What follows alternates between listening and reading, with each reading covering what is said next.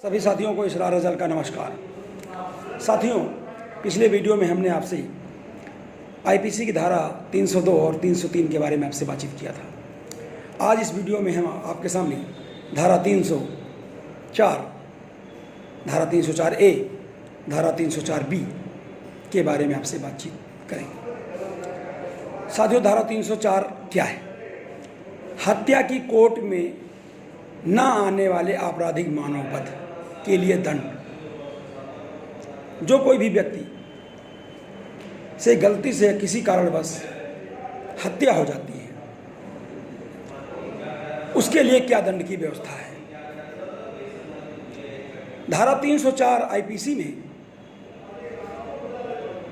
अगर किसी व्यक्ति से अनजाने में या भूलवश कोई हत्या हो जाती है, मारना किसी को जाता है, कोई और मर गया, तो उसके लिए भारतीय दंड संहिता की धारा 304 में दंड की व्यवस्था है। और दंड क्या है? या तो आजीवन कारावास होगा, या 10 वर्ष की सजा होगी और जुर्माना होगा। ये व्यवस्था है। धारा 304A में आती है उपेक्षा पूर्वक मृत्यु को कारित करना। जो कोई भी व्यक्ति किसी भी व्यक्ति की उपेक्षा से मृत्यु कारित करेगा, ज़्यादातर इस मामले में वाहन से होता है।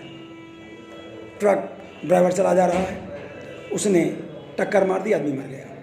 कार जा रही, टक्कर मार दी, आदमी मर गया। स्टीयरिंग फेल हो गई, आदमी मर गया। या ट्रक की स्टीयरिंग फेल हो गई, कई लोगों को रौंदती हुई चली ट्रक चली गई।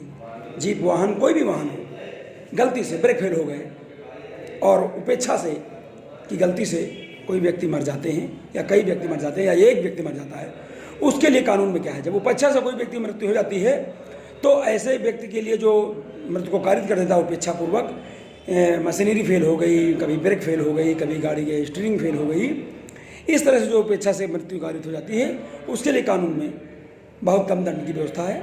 और ये मात्र 2 वर्ष है।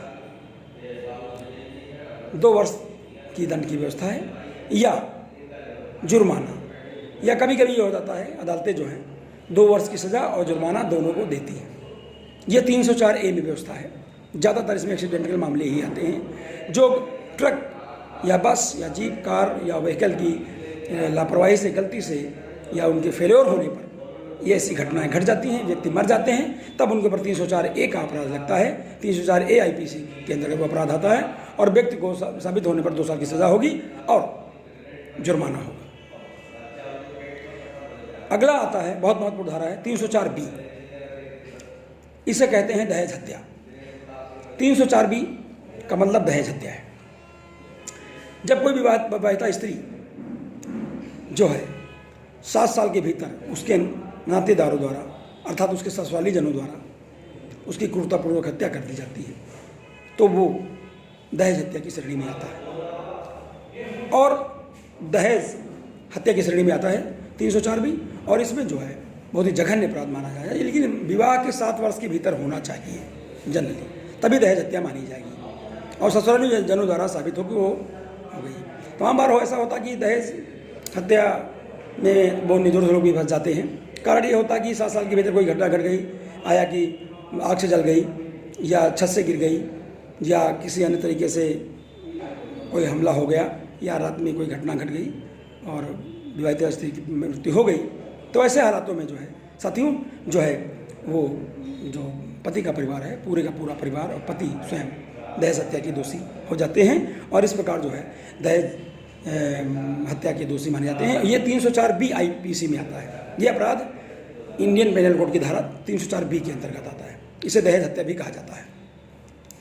304B में दंड की क्या व्यवस्था है? कम से कम साबित होने पर 7 साल की सज़ा होगी, और यदि अपराध है साबित हो गया तो 7 साल की, कम से कम 7 साल की सज़ा होगी, परिस्थितियों को देखते हुए। और अधिकतम जो है, एक जज जो है अधिकतम सज़ा को जो है 10 साल दे सकता है, 20 साल दे सकता है, और अगर सबसे अधिकतम देना चाहता है तो आजीवन कारावास तक भी दे सकता है। पूरा उम्र जो है जेल में रहना पड़ेगा। तो यानी 7 साल कम से कम दे सकता है, 10 साल 20 साल दे सकता है, या आजीवन कारावास दे सकता है, जुर्माना भी लगेगा। ये जो है 304B में दंड की व्यवस्था है।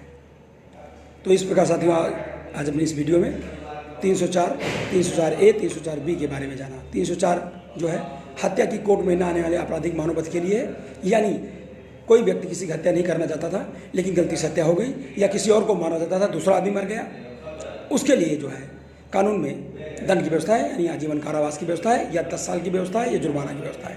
304A में जो उपेक्षापूर्वक मृत्यु के बारे में है, जो कोई भी उपेक्षा से जो किसी की मृत्यु कारित करेगा, यानी गाड़ी से, घोड़े से, या वाहन से, या ट्रक से, बस से, जीप से, और कोई व्यक्ति मर जाएगा तो उसके लिए जो है 2 साल की सजा की व्यवस्था है और जुर्माने की व्यवस्था है।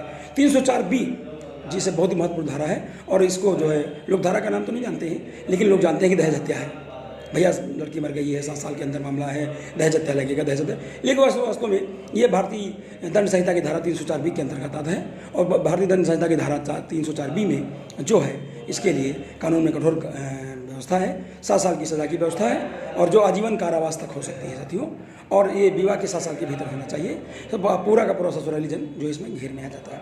तमाम बार लोग अन्य कारणों से भी विवाहिताएं मर जाती हैं, लेकिन उसका आरोप भी लोग दहेज हत्या के में डाल जाते हैं। जैसे FIR दर्ज होती है वैसे ही जो है सारे लोग दहेज हत्या में पकड़े जाते हैं, और सब लोगों को जो है जेल जाना पड़ता है, और सारे लोगों की बेल होनी पड़ती है। और इस प्रकार जो है बेल होने के बाद भी अगर बेल होती तो होती है, नहीं तो कई बार जो है लोगों को जेल में रहते ही पूरा ट्रायल हो जाता है, पूरे केस का मुकदमा चलता रहता है, और कभी भी जमानत नहीं होने पाती है, और जेल में रहकर उनको सजा हो जाती है। कम से कम 7 साल सजा हो सकती है, और अधिकतम आजीवन कारावास हो सकती है। ये 304B की व्यवस्था है। इस प्रकार साथियों इस वीडियो में हमने 304, 304A, 304B भारतीय दंड संहिता के बारे में जाना। उम्मीद करता हूँ कि ये वीडियो आपको बहुत पसंद आएगा। सभी साथी इस वीडियो को देखें, लाइक करें, शेयर करें, पसंद करें, और चैनल को सब्सक्राइब अवश्य करें। इस चैनल का नाम तर्कशील समाधान चैनल है साथियों, और आपका बहुत बहुत शुक्रिया। हमारा मोबाइल नंबर 9839075986 है साथियों। बहुत बहुत धन्यवाद। जय राष्ट्र, जय संविधान, जय भारत।